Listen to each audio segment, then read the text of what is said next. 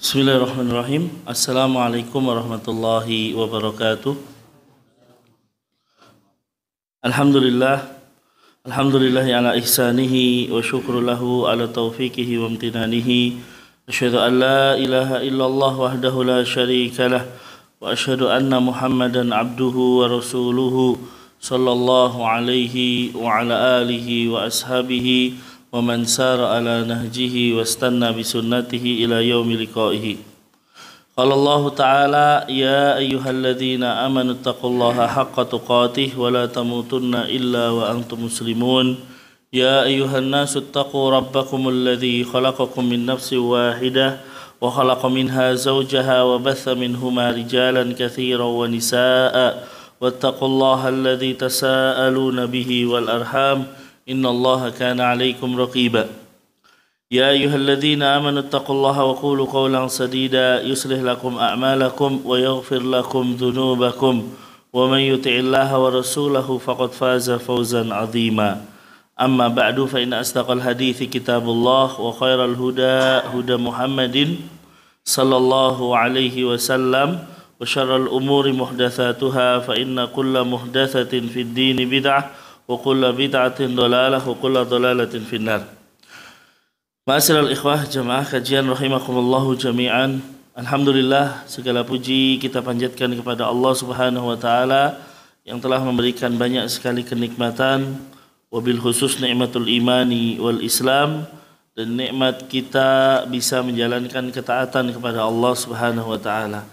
Kemudian salawat beriring salam senantiasa kita haturkan kepada beliau Rasulullah Muhammad sallallahu alaihi wasallam, juga kepada keluarga beliau, para sahabatnya, serta umatnya yang setia mengikuti beliau hingga akhir zaman.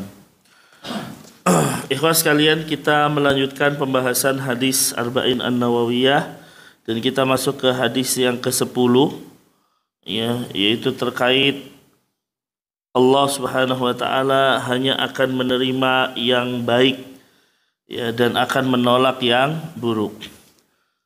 Redaksi hadisnya, an Abi Hurairah radhiyallahu anhu qala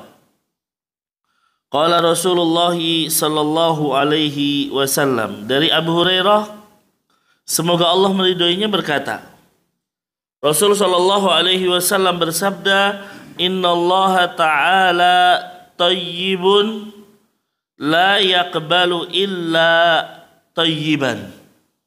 Sesungguhnya Allah Subhanahu wa taala itu maha baik, ya, dan tidak akan menerima kecuali yang baik. Ya. Wa innallaha amaral mu'minina bima amara bihil mursalin. Dan sesungguhnya Allah Subhanahu wa taala memerintahkan orang-orang yang beriman sebagaimana apa yang Allah perintahkan kepada para rasul. Ya. Faqala ya ayyuhar rusulu kulu minat tayyibati wa'malu sholihan. Allah berkata kepada para rasul, wahai para rasul, makanlah oleh kalian yang baik-baik dan beramal solehlah. Kemudian, ya, Allah juga berfirman, ya ayyuhalladzina amanu kulu minat tayyibati ma razaqnakum. Wahai orang yang beriman, makanlah yang baik-baik yang telah kami rizkikan kepada kalian. Ya. Summa dzakara rajulu. Kemudian Nabi sallallahu alaihi wasallam menyebutkan sebuah contoh. Ya. Summa dzakara rajulu, Nabi menyebutkan seorang laki-laki yutilu safar, yang dia bersafar dalam kondisi atau safar dalam perjalanan yang panjang. Ash'asa akbar, di mana rambutnya acak-acakan dan penuh debu. Yamuddu yadaihi ila sama, dia mengangkat tangannya ke atas langit, ya, mengarahkan ke atas langit lalu mengatakan ya Rob, ya Rob. Wahai Tuhanku, wahai Tuhanku, ya. Kemudian apa? Ya, wa mat'amuhu haramun wa mashrabuhu haramun wa ghudiya bil haram fa anna yustajabu lidzalika. sedangkan makanan yang dia makan adalah makanan yang haram, minumannya adalah minuman yang haram, dan pakaiannya yang dia pakai adalah pakaian yang haram, sehingga dia tumbuh dan berkembang dalam kondisi yang haram, maka Nabi mengatakan fa'anna yustajabu lidzalika, bagaimana doanya akan dikabulkan oleh Allah Subhanahu wa taala. Baik, ikhwas sekalian, hadis ini hadis yang panjang, diriwayatkan oleh Al-Imam Muslim ya di dalam Kitabuz Zakah. Ya, beliau Rasulullah sallallahu alaihi wasallam menyebutkan ya tentang apa yang Allah perintahkan kepada kaum mukminin itu sama dengan apa yang diperintahkan kepada ya para rasul.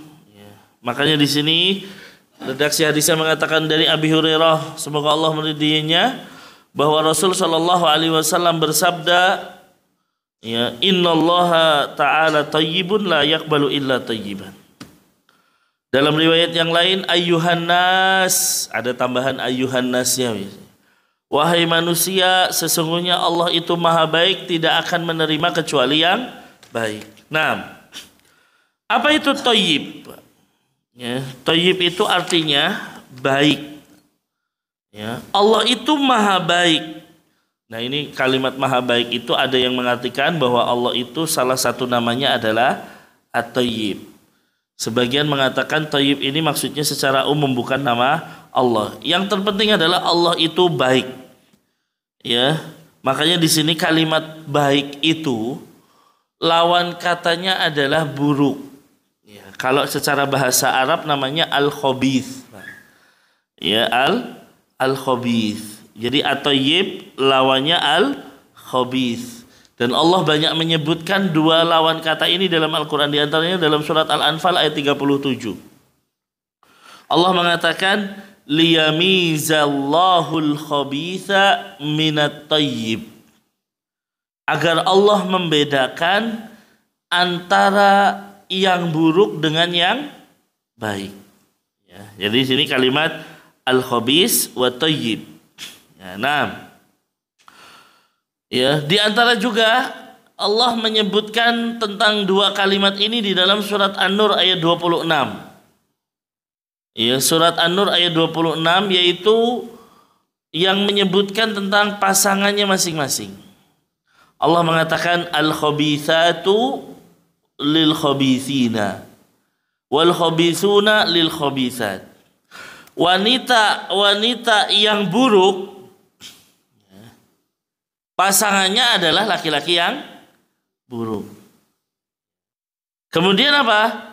Laki-laki yang buruk, ya, maka Allah akan pasangkan dengan wanita yang buruk. Sebaliknya kata Allah, wat-thayyibatu lit-thayyibin wat-thayyibuna lit-thayyibat. Sedangkan wanita yang baik-baik, wanita yang salihah misalnya, akan Allah pasangkan dengan laki-laki yang baik. Ya, laki-laki yang saleh. Sedangkan laki-laki yang saleh akan Allah pasangkan pula dengan wanita-wanita yang baik. Nah, ikhwas sekalian, surat An-Nur ini tentunya apa? Ya, menyebutkan hukum asalnya di dalam pasangan-pasangan kita. Ya, kita itu kalau berpasang-pasangan Allah ciptakan, kalau kita baik berarti pasangan kita baik. Makanya kalau kita ingin mendapatkan wanita yang solihah misalnya yang belum menikah, ya berarti berusaha agar kita menjadi soleh terlebih dahulu.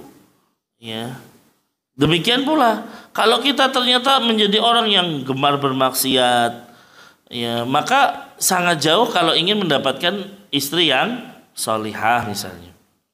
Ini secara hukum asal, ikhwah. Ya, secara hukum asal Allah memasangkan wanita yang salihah dengan laki-laki yang soleh, wanita yang buruk dengan laki-laki yang buruk. Ini secara hukum asal. Meskipun terkadang ya di dunia itu berlaku hukum tidak sesuai dengan hukum asalnya. Dan ini banyak terjadi. Artinya apa? Loh, Ustadz, itu kok ada orang soleh tapi dapat istrinya nggak soleh. Nah ini, ya Jadi terkadang di dunia berlaku hukum pengecualian. Ya, tapi hukum asalnya kalau suaminya baik dapat istri yang baik. Atau sebaliknya. Cuman terkadang ada pengecualian. Ya, laki-lakinya solihah, baik, tapi dapat istrinya buruk. Ya, contohnya apa, Pak? Ya, contohnya Nabi Lut, Nabi Nuh, kan gitu. Ya, ini nabi loh, nabi masa buruk kan gitu. Ya, nabi ini baik pasti. Ya, nggak ada nabi yang buruk. Ya, para nabi dan rasul itu adalah manusia pilihan yang Allah pilih dan mereka tidak akan mungkin melakukan kemaksiatan. Ya, artinya bukan awalnya misalnya jadi orang yang rusak tiba-tiba jadi nabi, itu nggak ada. Ya, seluruh para nabi itu biasanya ya emang jalan hidupnya memang dari lahir sudah menjadi pilihan. Ya, tidak akan melakukan hal-hal yang ya merusak dan melanggar dan lain sebagainya. Mungkin dia melakukan dosa besar, betul, tapi insya Allah Allah akan ampuni dia. Contoh Nabi Adam yang memakan ya buah yang terlarang. Nah, ini kan dosa besar. Orang udah Allah larang kok makan. Nabi Musa membunuh manusia, kan ini dosa. Gitu kan. Memang mungkin terjadi atau mereka bisa melakukan dosa, tetapi hukum asalnya para nabi itu bersih. Ya, tidak ada mungkin para nabi awalnya dulu penyembah berhala, itu nggak mungkin. Ya, para nabi misalnya dulunya peminum khamr, itu ya tidak mungkin. Atau bahkan para nabi lahir dari suami atau dari pasangan yang tidak menikah, hasil zina, itu juga nggak mungkin. Para nabi itu bersih semua nasabnya dan lain sebagainya. Termasuk Rasulullah Shallallahu Alaihi Wasallam. Jadi sekali lagi hukum asalnya yang baik-baik. Ya, wanita yang baik-baik dipasangkan dengan laki yang baik. Ya, tapi terkadang terjadi hukum ya pengecualian. Ya, seperti kita sering katakannya, kalau kita pengen mendapatkan anak yang solih dan solihah, orang tuanya harus berusaha menjadi solih dan solihah. Ini hukum asalnya kan gitu, Pak. Ya, masa orang tua buruk, orang tua pemabuk, orang tua pezina dapat anak yang solih? Ya, secara hukum asal tidak mungkin. Ya, karena apa? Ya, sebuah kalimat mengatakan bahwasanya kaifa yastaqimu dzil wal audu a'waj. Bagaimana bayangan itu akan lurus kalau ya batangnya tuh bengkok kan gitu. Ya, pasti akan bengkok. Ini hukum asalnya gitu. Meskipun terjadi pengecualian. Ada orang tua soleh, anaknya nggak soleh. Seperti Nabi Adam misalnya. Ya punya anak Qabil. Qabil apa? Pembunuh, Pak. Gitu. Setiap orang yang membunuh maka Qabil dapat dosanya karena itu dosa jariyah, naudzubillah. Dia yang mencontohkan pertama kali pembunuhan. Maka setiap ada pembunuhan Qabil kena getahnya ibarat kata ya. Kena dosanya. Ya, contoh yang lain Nabi Nuh. Ya, Nabi Nuh ya di dalam riwayat orang-orang Yahudi disebut Kan'an namanya kan gitu. Ya, ketika Nabi Nuh menyuruh ayo naik ke perahu untuk bisa selamat. Kata dia nggak mau. Saya akan mendaki gunung yang tinggi nanti juga selamat. Belum sempat mendaki Allah sudah jadikan apa? Ombak menggulungnya. Ya, padahal ini Nabi, anaknya nggak soleh bisa. Ya maka ya ini sih sebenarnya apa ikhwas kalian untuk mematahkan orang-orang yang bahwa nasab itu akan menyelamatkannya. Nasab itu tidak akan menyelamatkan seseorang. Nabi mengatakan man bata bihi amalu lam yusri bihi nasabu. Orang yang lambat amalnya nggak mungkin dipercepat dengan nasabnya. Artinya kalau orang nggak melakukan ibadah meskipun dia keturunan Rasul, apakah akan selamat? Nggak selamat. Ya, Rasul dari awal ya pernah berkata kepada keluarganya, ya wahai Fatimah binti Muhammad, silahkan kamu minta apapun di dunia ini. Karena apa? Di akhirat saya gak bisa memberi manfaat buat kamu. Ya, demikian pula dengan yang lainnya. Maka ikhwas kalian, tentunya nasab tidak akan menyelamatkan. Ya, tidak akan meskipun mungkin dia keturunan Rasul, anaknya Rasul, cucunya Rasul dan lain sebagainya. Tapi kalau amalnya tidak sesuai dengan apa yang dibawa oleh Rasulullah, dia tidak akan selamat. Nah, jadi sekali lagi al-khabis lawannya apa? At-thayyib lawannya adalah al-khabis. Baik lawannya adalah buruk. Nah. Taib. Maka di sini dikatakan Ya, fahuwa azza wa jalla ya thayyibun fi dzatihi. Maka Allah Subhanahu wa taala adalah maha baik di dalam zatnya. Ya. Maha baik di dalam nama-namanya, tidak ada cacat. Maha baik di dalam sifat-sifatnya. Maha baik di dalam hukum-hukumnya. Ya, artinya hukum Allah ya pasti baik. Apa yang Allah tentukan pasti baik. Wa fi af'alihi, di dalam perbuatan Allah semuanya pasti baik. Wa fi kulli ma yasduru minhu, setiap yang datang dari Allah pasti baik.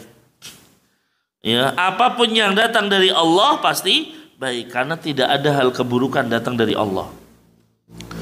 Ya. Lah bagaimana Ustaz ketika kita dikatakan rukun iman yang keenam? Apa rukun iman yang keenam? Ya, beriman kepada takdir baik dan buruk, kan itu. Loh itu buruk Ustaz. Nah, kita katakan buruk di sini bukan dalam pandangan Allah. Buruk itu dalam pandangan siapa, Pak? Kita sebagai manusia. Orang sakit mungkin dalam pandangan kita ya itu buruk, kan gitu. Kita jatuh dalam pandangan kita buruk. Kecelakaan misalnya. Ya, masa kita mengatakan kecelakaan itu baik, kan buruk dalam pandangan kita gitu kan. Ya, tapi ikhwas sekalian, dalam pandangan Allah tidak ada yang buruk. Mungkin apa yang menimpa kita dari takdir yang buruk menurut pandangan kita, di sisi Allah baik. Ya, kita jatuh, ternyata dengan jatuhnya kita apa? Allah hapuskan dosa-dosa kita. Kita sakit, dirawat di rumah sakit, buruk buat kita. Tapi di sisi Allah ternyata penghapus dosa, yang mengangkat derajat kalau kita sabar dan lain sebagainya. Maka ikhwas sekalian, ya, jadi tidak ada yang hadir dari Allah kecuali baik. Ya, tidak ada yang muncul dari Allah kecuali adalah hal yang baik. Nah, ini yang harus diperhatikan. Maka Allah Maha baik dalam segala hal. Kemudian di sini dikatakan la yaqbalu illa thayyiban. Allah tidak akan menerima kecuali yang baik. Ya, Allah tidak akan menerima kecuali yang baik. Ya, makanya ya, Allah itu tidak akan menerima kecuali yang baik dari perkataan kita. Kalau kita mengatakan perkataan-perkataan yang buruk, ya pasti Allah tidak akan menerimanya. Allah sudah ciptakan lisan, dan Nabi mengatakan man kana yu'minu billahi wal yaumil akhir falyaqul khairan aw liyasmut. Siapa yang beriman kepada Allah dan hari akhir, maka berkatalah baik atau diam. Berarti yang Allah terima ya hanya perkataan baik. Kalau ada perkataan buruk nggak mungkin diterima oleh Allah Subhanahu wa taala. Ya, dan ikhwas sekalian banyak sekarang ya, tentunya menjangkiti anak-anak muda, kata-kata yang itu saya lihat adalah hal yang buruk. Ya, mungkin plesetan seperti kalimat anjir, anjay, itu kan dari kalimat ya anjing misalnya.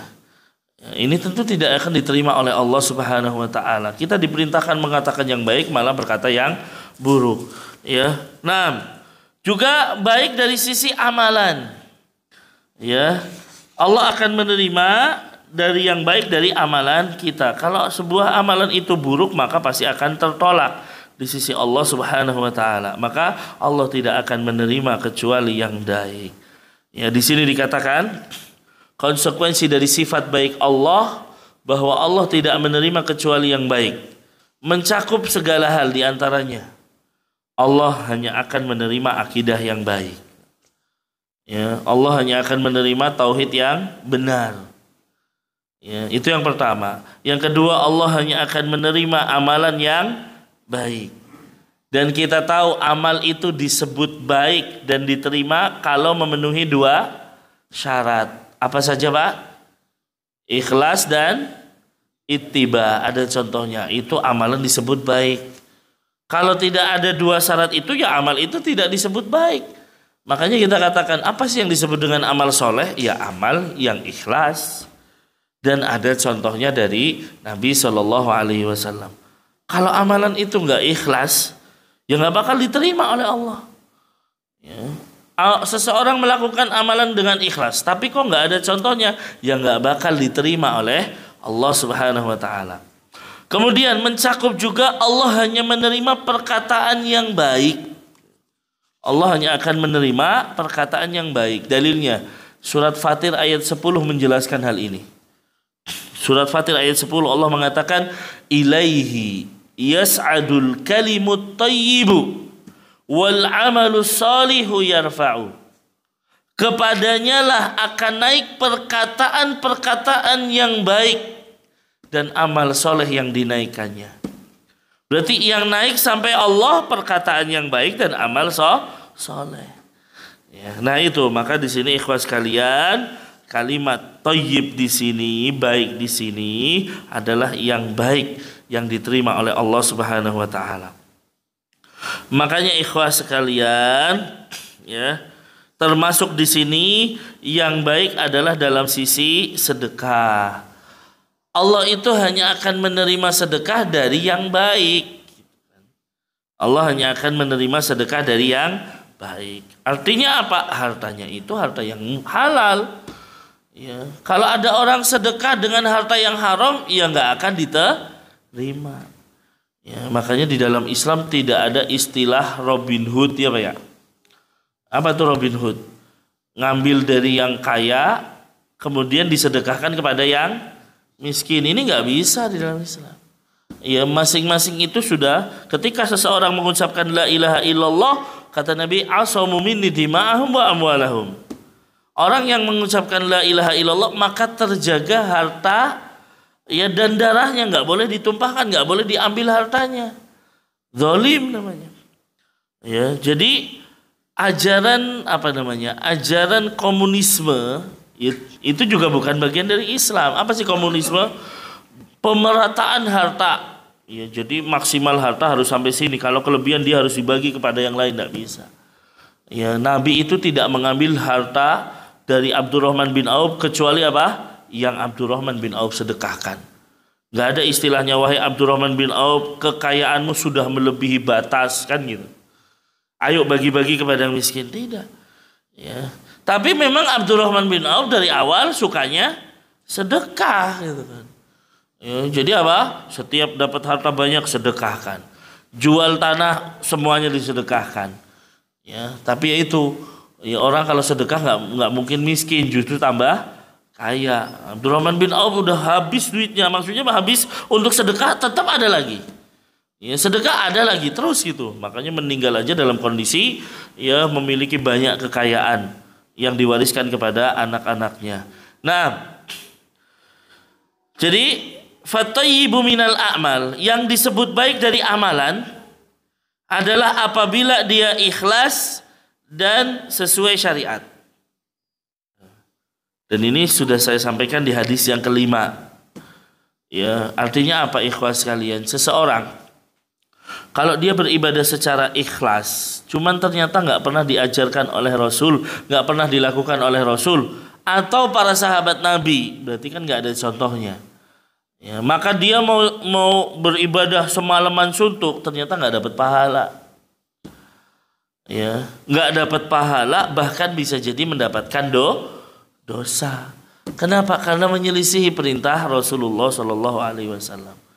Nah, ini harus diperhatikan. Jadi amal itu berarti bukan amal soleh, ya, meskipun dia ikhlas. Ya, nah, sedangkan baik dari sisi harta, nah di sini juga harus paham. Ada baik dari sisi amalan, berarti ikhlas dan ada contohnya. Kalau baik dari sisi harta itu gimana? Yang dicari dengan jalan yang halal. Yang dicari dengan jalan yang halal, maka itu berarti baik dari sisi harta. Kalau orang mencarinya dengan jalan yang haram, berarti harta tersebut adalah harta yang haram. Nah, tayyib ikhwas kalian. Ya, maka di sini ikhwah ini menjadi sebuah kaedah. Kalau kita ingin memberikan kepada Allah, berikan yang terbaik gitu kan. Allah itu maha baik, tidak akan menerima kecuali yang baik. Ya, makanya nanti diantaranya apa? Seseorang beramal soleh misalnya dengan harta yang haram yang tidak akan diterima. Ya, orang kadang mungkin ya dia korupsi puluhan miliar misalnya. Ya, 1 miliarnya dia persembahkan untuk anak yatim. Dianggap bahwa 1 miliar ini akan membersihkan yang 9 miliar misalnya. Dia korupsi 10 miliar. Maka tentu tidak ikhwah. Ya, Allah itu tidak akan menerima kecuali yang baik. Sedekahnya dia tidak diterima. Ya. Ya, makanya ketika ada orang berhaji misalnya, ya, ada orang haji tapi ternyata hajinya menggunakan harta yang haram. Apakah akan diterima oleh Allah Subhanahu wa taala? Ya, maka dalam sebuah riwayat yang lemah memang riwayatnya, ya, ketika ada orang berhaji dengan harta yang haram, kemudian dia mengucapkan labbaik Allahumma labbaik, maka akan dijawab, ya, dari langit dengan kalimat la labbaika wala sa'daik. Ya, apa? Tidak ada labbaik dari kamu, ya, tidak ada sa'daik untuk kamu. Kenapa? Zaduka haram wa nafaqatuka haram. Kamu itu berhaji dengan yang haram, maka tidak akan diterima. Taib. Ya, maka ikhwas sekalian, ini yang harus diperhatikan. Oleh karena itu, salah satu hal yang mungkin sering banyak ditanyakan yaitu terkait misalnya harta riba. Ya, harta riba. Seseorang nabung di bank, kan biasanya ada bunganya. Bunganya ini disebut riba. Ya, tapi riba oleh setan dijadikan namanya bunga. Kalau bunga kan pasti indah ya, Pak. Padahal itu, ya, satu hal yang terlarang. Karena memang salah satu pintu setan apa? Tazyin. Apa itu tazyin? Membuat indah. Ya, menganggap orang itu indah dan sebagainya. Nah, kalau ada harta riba ini dihitung, Pak, jangan lupa. Ya, dikumpulkan. Kemudian apa? Ya, kita apa, Pak? Sumbangkan atau kita buang? Ya. Gimana, Pak? Kita punya harta riba misalnya sampai 1 juta misalnya. Bunga banknya sampai 1 juta lebih. Apa yang harus kita lakukan dengan harta tersebut? Ini harta haram atau halal, Pak? Haram. Berarti apa yang harus kita buang? Apa yang kita lakukan? Ya kita buang. Maksudnya buang gimana? Ya, apakah kita buang ke selokan dan lain sebagainya? Artinya kalau kita mau ngasih kepada orang dengan harta riba misalnya untuk pembangunan kamar mandi, untuk pembangunan WC, untuk pembangunan selokan gitu kan. Ya, itu jangan sampai kita menganggap ini sedekah saya, nggak bisa gitu kan. Ya, jangan kita menganggap ini dari sedekah saya, tapi ini harta kotor saya buang. Ya, jadi jangan sampai hati kita menganggap saya sedekah dengan uang riba, nggak diterima, Pak. Nggak diterima oleh Allah. Tapi kita apa? Ya kita buang. Ya silakan mau nyumbang ke RT, nih Pak silakan mau dibangun toilet silakan. Tapi ini bukan uang sedekah ya Pak, ini uang riba saya buang. Jadi niatnya saya buang, jangan niatkan sedekah karena Allah tidak akan menerima kecuali yang baik. La yaqbalu illa thayyiban. Ini, taib. Kemudian ikhwas sekalian, di sini dikatakan wa innallaha amaral mu'minin bima amara bihil mursalin. Allah Subhanahu wa taala memerintahkan kaum mukminin sebagaimana memerintahkan para rasul. Berarti ini sebuah menjadikan kaum muslimin atau kaum mukminin itu tinggi. Ya, namanya tinggi. Kenapa? Karena Allah itu memerintahkan kaum mukminin sama dengan perintah kepada para rasul. Ya, para rasul diperintahkan ini ternyata orang mukmin juga sama. Apa perintahnya? Ya, perintahnya adalah apa? Ya ayyuhar rasul kulu minat thayyibati wa'malu sholihan. Perintahnya kepada rasul adalah wahai para rasul, makanlah yang baik dan beramal soleh. Apa yang sama dengan kaum mukminin? Ternyata Allah perintahkan kaum mukminin, ya ayyuhalladzina amanu kulu minat thayyibati ma razaqnakum. Makanlah yang baik-baik dari apa yang telah kami rizkikan. Berarti sama-sama diperintahkan untuk memakan yang halal, yang baik gitu kan. Nah, di sini ikhwah. Jadi perintah untuk para rasul yaitu untuk memakan yang baik. Ya, apa maksud yang baik di sini? Yang halal. Ya, jadi kalimat baik di sini maksudnya adalah yang halal. Halal di sini apa? Halal zatnya dan halal cara mendapatkannya. Ya, jadi kita bicara makanan yang halal, maksudnya adalah halal zatnya dan halal cara mendapatkannya. Ya, kalau seandainya dia memakan sesuatu yang diharamkan oleh Allah, ya berarti dia bukan makan yang baik. Ya. Kalau dia misalnya ya memakan sesuatu yang halal tapi dia dapatkan dengan cara mencuri misalnya. Ya, maka ini jelas bukan hal yang baik. Nah, makanya di sini yang disebut halal adalah halal zatnya, ya, dan halal cara mendapatkannya. Ya. Nah, makanya di sini dicontohkan oleh Syekh Utsaimin, seseorang rajulun akala minasyati maita. Seseorang makan kambing tapi kambingnya ternyata tiren. Apa tuh tiren, Pak?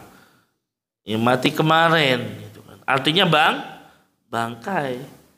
Berarti orang ini tidak dikatakan makan yang baik. Kenapa? Karena Allah telah mengharamkan bangkai. Ya, karena Allah dalam surat Al-Maidah mengatakan apa? Innama harrama 'alaikumul maitata waddama wa lahmal khinzir wa ma uhilla li ghairillah.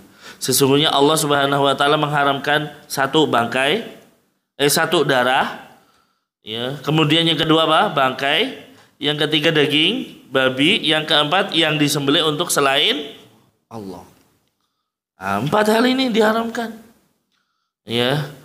Ya, kemudian nanti ayat selanjutnya Allah menyebutkan apa? Ya, cabang dari ini. Jadi kalau ada kambing ditabrak kemudian mati berarti ini bangkai. Ada 2 kambing atau 2 hewan berantem kemudian mati berarti ini bangkai. Dan lain sebagainya. Kecuali kalau ada hewan sebelum apa misalnya ketabrak. Ya, tapi sebelum dia mati langsung kita sembelih, ini jadi halal.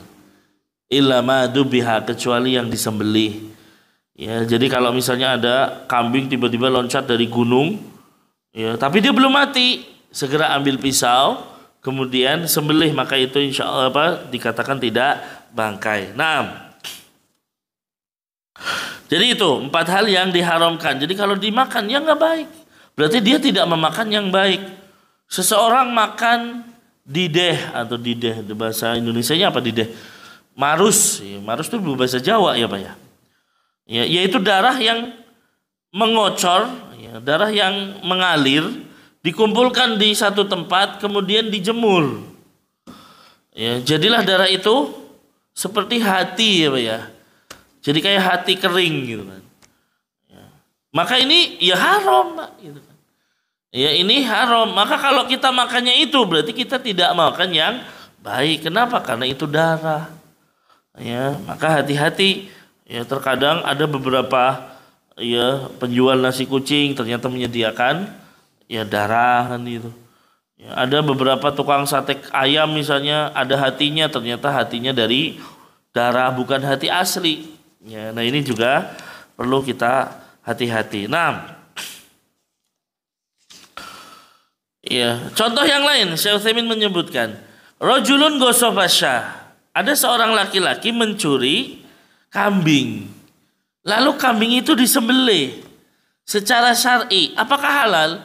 Ya, maka tidak halal. Kenapa? Karena dia mencuri kambing tersebut.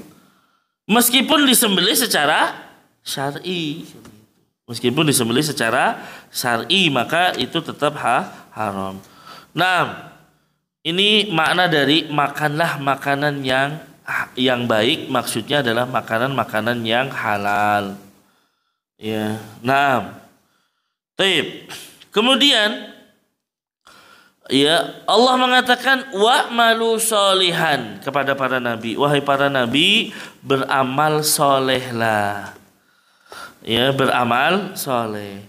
Ikhwah sekalian, Allah sandingkan kepada para nabi memakan yang halal dengan amal soleh. Ya, jadi apa? Allah memerintahkan makan, kemudian apa? Beramal soleh. Karena apa? Ada kaitannya biasanya. Ya, seseorang ketika makan makanan yang halal itu akan memudahkan untuk beramal soleh. Beda kalau orang makan makanan yang haram. Nabi sendiri mengatakan apa? Ya, setiap daging yang tumbuh dari yang haram, maka neraka layak menjadi tempatnya. Ya, setiap daging yang tumbuh dari yang haram, fannaru aula bihim, maka neraka layak untuknya. Ya, naudzubillah. Ya, maka ikhwas sekalian, ya Allah memerintahkan para rasul memakan yang halal, yang ini untuk menegakkan badan. Lalu Allah perintahkan untuk beramal soleh sebagai apa? Natijah, hasil dari makan makanan yang halal. Nah ini, ya makanya ikhwas sekalian, ya jadi amal soleh itu bisa terbentuk kalau kita makan makanan yang halal, insya Allah. Ya, oleh karena itu usahakan yang kita makan adalah makanan yang halal, halal zatnya, halal cara mendapatkannya. Ya, halal cara mendapatkannya. Nah, kemudian juga ikhwas sekalian, kebalikannya, kita itu nggak boleh memberi makan ahli maksiat, ya, dengan yang halal kan gitu. Ya. Nabi mengatakan la ya'kul ta'amaka illa taqiyun. Jangan memakan makananmu kecuali orang yang bertakwa. Ya. Kenapa ikhwah sekalian? Kok Nabi mengkhususkan kalau kita mau ngasih makan, kalau bisa yang kita kasih makan adalah orang-orang yang bertakwa. Kenapa? Karena kalau kita memberi makan kepada orang yang bertakwa, berarti makanan tersebut digunakan untuk apa? Ketaatan kepada Allah. Yashrifu quwwata ta'amihi ila ibadatillah. Berarti makanan yang kita berikan itu akan dijadikan untuk apa? Ibadah kepada Allah. Tapi kalau yang kita beri makan adalah ahli maksiat, ya, berarti apa? Seakan-akan kita memberi makan dia untuk dia melakukan maksiat. Ada maling misalnya, profesinya maling, cuman ya ke rumah kita dulu, saya tak makan dulu dong kan gitu. Habis ini saya mau maling, berarti kan apa? Saya memberi makan dia, tujuannya apa? Supaya menguatkan dia menjadi maling kan gitu. Nah ini makanya Nabi mengatakan jangan makan makananmu kecuali orang yang bertakwa. Ya, supaya apa? Berarti kita ngasih makan untuk orang-orang melakukan ketaatan kepada Allah Subhanahu wa taala. Meskipun ikhwas sekalian, kalau dalam kondisi menolong itu boleh. Ya, terbukti apa? Nah, Allah mengatakan wa yut'imuna ta'ama ala hubbihi miskina wa yatiman wa asira. Ya, ada apa? Orang-orang itu yang beriman apa? Memberikan makan kepada anak yatim, orang miskin dan tawanan perang. Ya, ini maksudnya apa? Dalam kondisi apa? Tawanan perang itu kan kalau dalam Islam ya harus orang apa? Bukan orang beriman, Pak. Kita perang sama non muslim lalu kita tawan. Dia kelaparan, mau mati, ya kita kasih makan. Boleh itu, Pak. Ya, itu boleh. Cuman secara umum kalau kita pengen neraktir orang misalnya, pengen ngasih makan, usahakan yang kita kasih makan siapa? Orang yang bertakwa. Ya, terutama juga ketika misalnya mengundang walimah kan gitu. Berarti kan kita kasih makan nih. Ya. Jadi ketika kita mengundang walimah, usahakan yang kita undang adalah orang-orang yang bertakwa. Ya.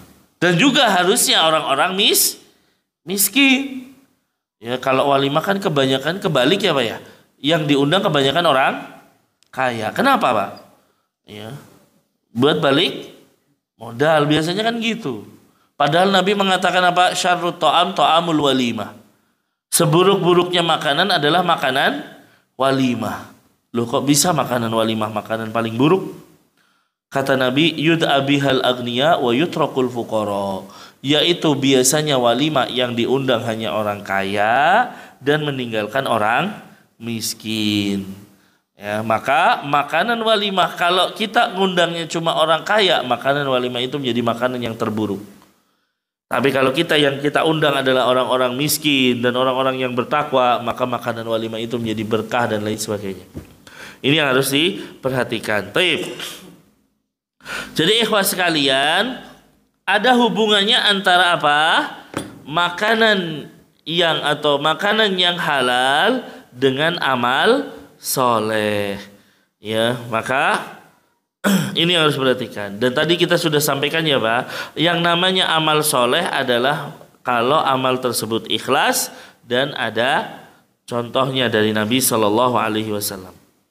Kemudian Allah perintahkan kaum mukminin yang sama. Wahai orang-orang yang beriman, surat Al-Baqarah ayat 172.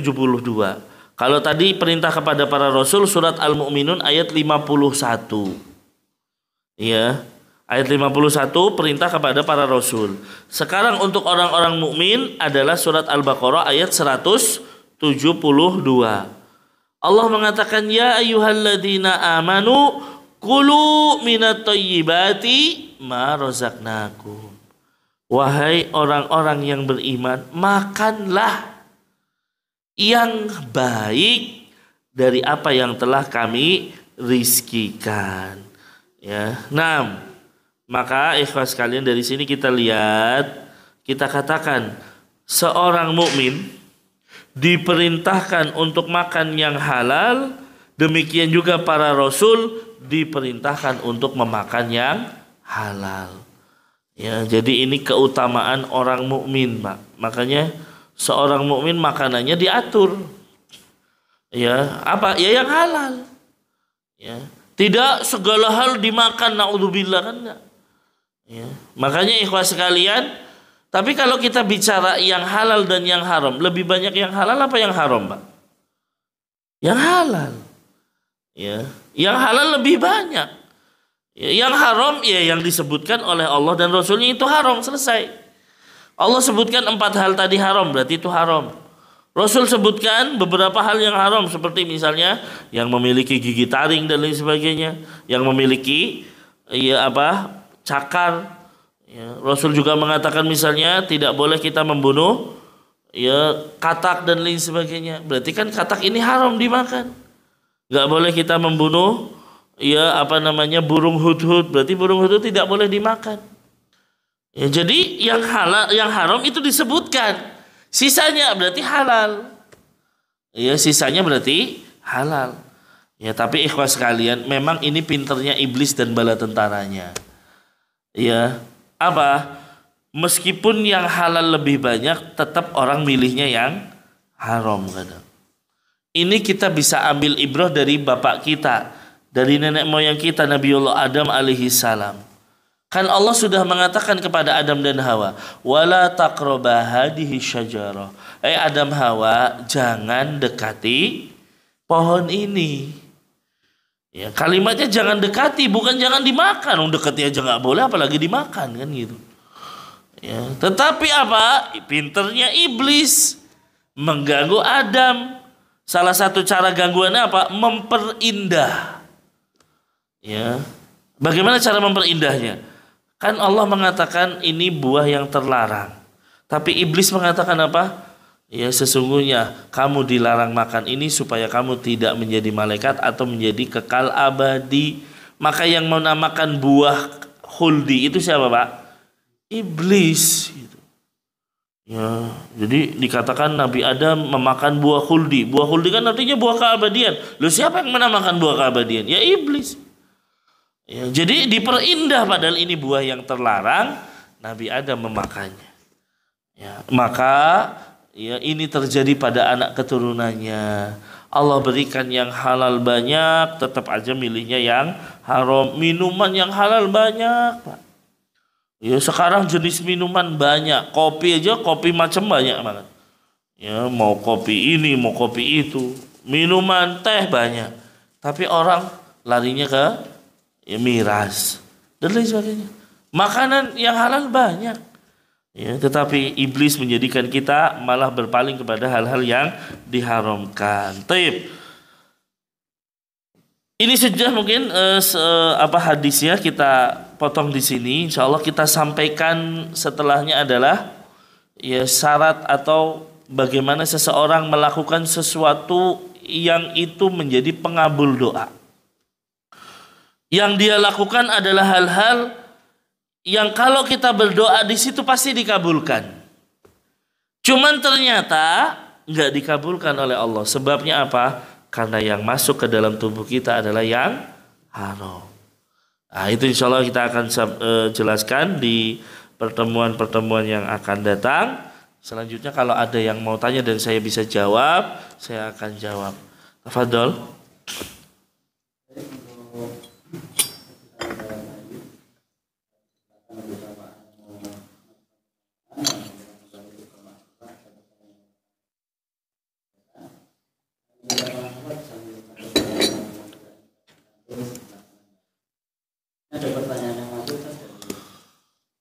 Iya, silakan. Bismillah, Afwan Ustaz ingin bertanya dua tema. Berapa lama boleh meratapi orang tua yang sudah meninggal? Sedangkan saya setiap ingat kedua orang tua saya yang sudah meninggal selalu menangis. Terima kasih. Taib. Meratap. Ya, meratapi kematian itu bagian dari an-niyahah. Ya, niyahah itu adalah hal yang tidak boleh dilakukan sebenarnya. Bagaimana itu meratap? Meratap itu bukan berarti nggak boleh nangis ya. Menangis itu kalau kita sedih tapi lisan kita tidak mengucapkan kecuali yang baik, maka itu boleh. Artinya begini, Rasulullah ketika meninggal Ibrahim itu siapa Pak? Anaknya Rasul dari ibu siapa? Ada yang tahu nggak Pak? Ini kan masih di suasana maulid Nabi katanya. Kenal nggak sama Rasulullah? Ya. Ibrahim tuh siapa ibunya? Ya, nggak ada yang tahu Pak. Ya. Ibunya adalah Maria Al-Qibtiyah. Ya, seorang budak hadiah dari Raja Mesir. Pak. Ya, seorang budak dari Raja Mesir.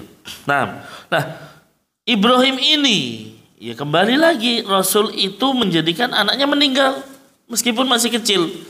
Ya, semua anak Nabi meninggal ya sebelum Rasulullah meninggal kecuali satu yang meninggal setelah Rasulullah. Siapa? Fatimah saja. Yang lain semuanya meninggal sebelum Rasulullah. Bahkan ada biasanya yang laki-laki meninggal pada saat masih kecil. Di antaranya adalah Ibrahim.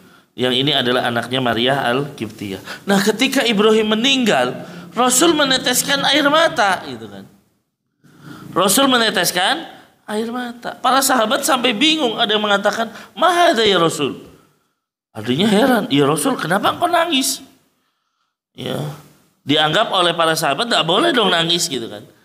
Ya, maka ternyata Rasul mengatakan ini adalah bentuk kasih sayang. Ya, mata ini menangis tapi lisan ini tidak mengucapkan kecuali yang diridhoi oleh Allah. Nah, artinya kalau kita misalnya ada keluarga yang kita kasihi, kemudian kok kita sedih, ditinggal, ketika lisan ini bisa kita jaga itu boleh. Tapi kalau kita menangisnya, ya di samping matanya keluar air mata, lisannya teriak-teriak Pak.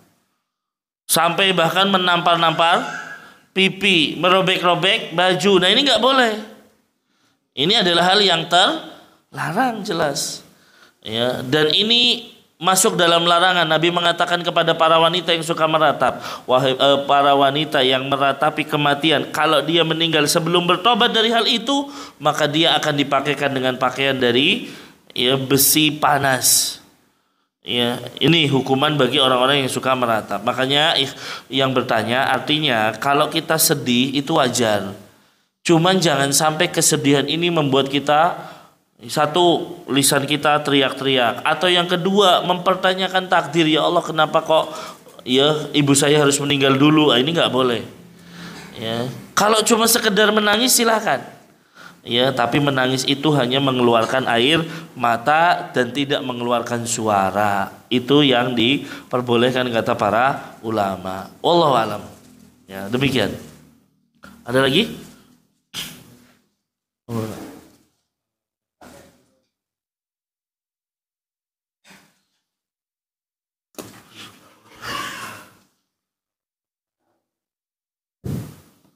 Kalau kita dikasih makanan dari pegawai yang itu kategori haram, misalkan pegawai pajak itu kan termasuk makanan yang wajib. Taib ikhwan sekalian. terkait bekerja di tempat yang haram, terus kita dikasih gitu kan. Apakah makanan itu kita terima atau kita tolak gitu kan. Maka jawabannya ikhwah, ketika dia melakukan atau bekerja dengan yang haram itu kembalinya kepada dirinya. Ya, para ulama mengatakan yang dia lakukan haram untuk dirinya. Bahkan kalau dia memberikan kepada istrinya atau kepada yang lain itu sudah ya bukan menjadi hal yang haram dari sisi itu. Ya. Kemudian juga ya sebagian mempermasalahkan, Ustaz, bagaimana kalau kita menghadiri walimah yang ternyata itu adalah pekerjaannya yang haram dan lain sebagainya. Nah, kita lihat di sini. Apakah semua pekerjaan, misalnya kita lihat, kita dapat undangan dari bosnya miras. Kita datang apa enggak? Ya, maka kata para ulama dilihat itu dia mendapatkan rizki hanya dari yang haram atau tidak. Artinya ternyata ada usaha juga yang halal misalnya. Ya, ketika misalnya ini pegawai bank, tapi istrinya punya usaha yang halal, nah, maka kata para ulama ini masih boleh kita hadiri. Tapi kalau pure bahwa hasil usahanya itu haram, maka lebih baik tidak hadir. Karena apa? Berarti hasil usahanya ya diharamkan dan lain sebagainya. Apalagi kalau itu sebuah kemaksiatan seperti tadi bos miras misalnya. Ya, bosnya togel, bosnya judi kok ngundang kita nikah. Ya, lebih baik maka ini ya sebagian ulama mengatakan jangan datangi, salah satunya untuk menjadikan ini apa? Ya, pelajaran buat dia tentunya. Bahwa yang kamu lakukan itu haram, tidak boleh. Ya, seperti itu. Tapi kalau misalnya kok ada orang tetangga kita kerjanya di yang tempat yang haram dan lain sebagainya, maka wallahu alam kita katakan itu masih halal untuk kita. Ya, boleh kita makan. Termasuk ikhwas sekalian yang menjadi polemik adalah ketika makanan tersebut adalah makanan sebuah acara yang tidak ada contohnya, halal enggak gitu kan. Maka kita katakan kalau makanan acara yang tidak ada contohnya masih halal, Pak.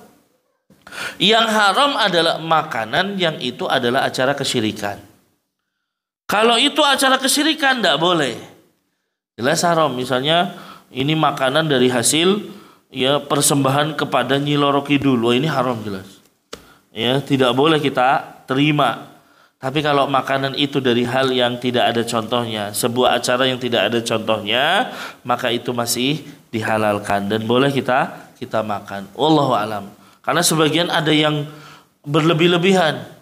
Ya, datang tetangga misalnya, ya ada makanan acara yang gak ada contohnya. Di depan matanya, di depan mukanya dibuang. Nah, ini kan tentunya menodai gitu kan. Ya, orang jadi semakin antipati dengan dakwah sunnah dan lain sebagainya.